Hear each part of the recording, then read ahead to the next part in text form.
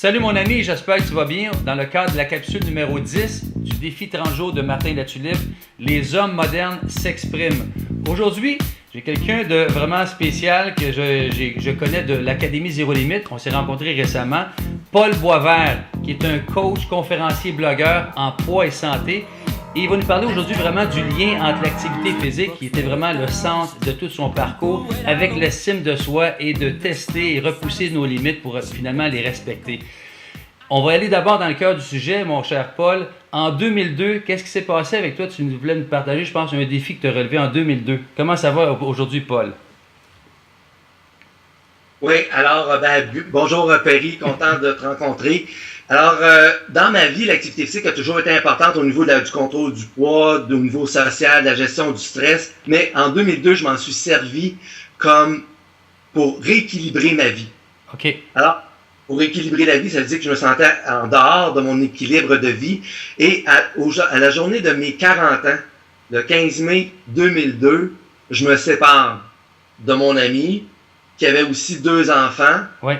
Et pour laquelle la famille et l'ami étaient passés priorité numéro 1 et numéro 2. Donc, moi, j'étais la priorité numéro 3 de ma vie. Et à 40 ans, je me suis dit, ben là, il me semble que pour l'estime de moi est un peu altérée et je veux regagner cette estime-là. Revenez priorité numéro 1. La priorité numéro 1, tu voulais redevenir dans ta vie.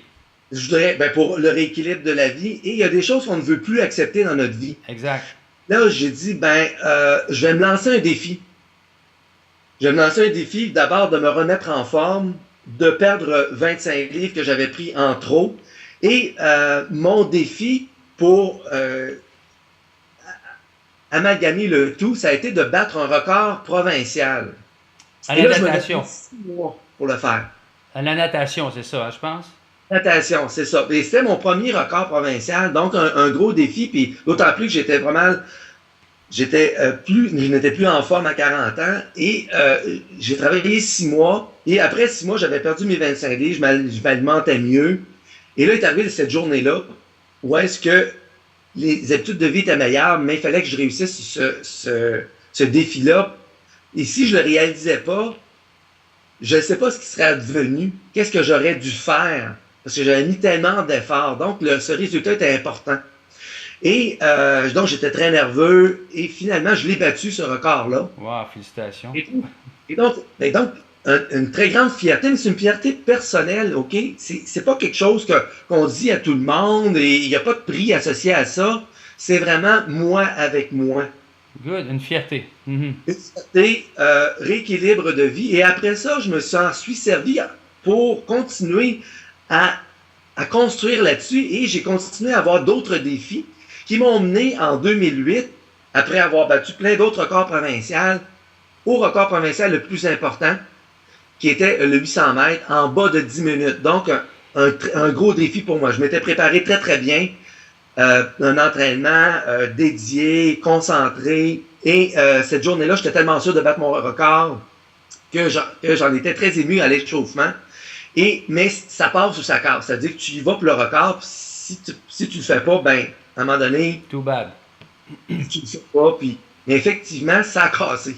Mais ça a cassé, pas à peu près. Devant 300 personnes qui étaient au championnat provincial, je tombe sans connaissance. À 50 mètres de l'arrivée. Alors que j'étais 20 secondes en bas du record. Mais tu sais, trop, c'est trop, là. J'ai cassé la baraque. Mais dans le mauvais sens. Et je me suis évanoui et je me suis en allé dans le fond de l'eau. Et là, on avait 4 minutes, parce que là, je mourrais, là. C'est comme, venez me chercher, sinon, je reste dans le fond de l'eau, j'étais évanoui, là. Je me réveillerai pas, là. Alors, ils sont venus me chercher, ils ont pris 40 secondes, puis ça s'est fait assez rapidement. On m'a emmené à l'hôpital, on m'a surveillé toute la nuit, et le lendemain, je suis revenu à la piscine. Tout allait bien. Tout allait bien. Il n'était pas question que je continue à faire la compétition. Et le soir même, je reçois le prix de l'athlète de l'année 2008. Je me disais, et là, standing ovation, là, je dis, my God, tout un honneur d'être parce que là, c'était le résultat de mes 6 années de records provinciaux que j'avais fait les années précédentes. J'ai une question pour toi, Paul, qui vient rapide, parce que là, tu t'évanouis la veille, tu reçois une médaille le lendemain. Comment tu vis ça? Comment tu sens, toi, là, à travers ça? Parce que c'est comme mixed emotion, un peu, là. C'était pas dire, waouh, quel athlète. C'était dire, hey, ce gars-là, là, il est tellement bon qu'il est allé au-delà de ses limites. Puis là, cette fois-là, ça a cassé, mais il est encore que nous autres, il est vivant. Puis il vient chercher son prix. Je dis, tu sais, la leçon, c'est quoi? C'est travaille fort, mais à un moment donné, respecte tes limites. Si tu les dépasses, là, à un moment donné, il faut que tu reviennes un petit peu en arrière puis te dire, fais attention. Et c'est ça, ça a été ça ma leçon cette journée-là. C'est-à-dire qu'après avoir pendant 6 ans reculé mes limites, parce que je continuais à m'améliorer dans la quarantaine tout le temps, à un moment donné, ça va arrêter.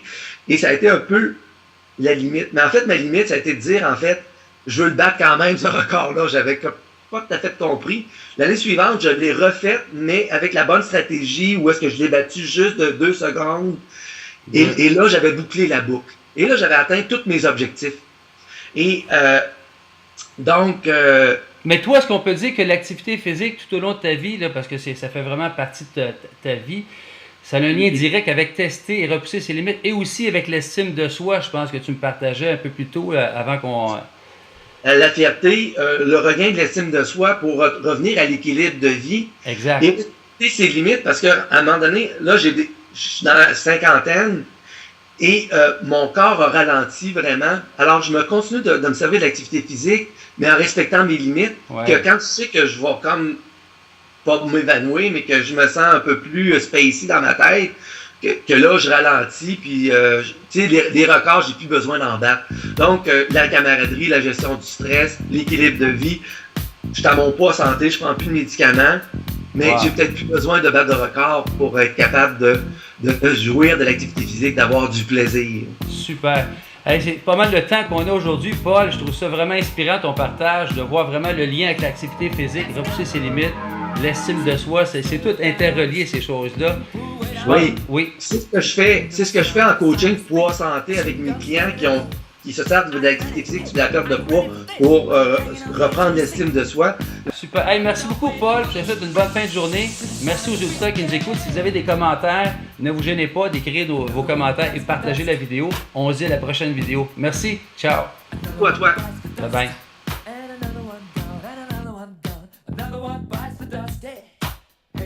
Gonna get you too. Another one bites the dust.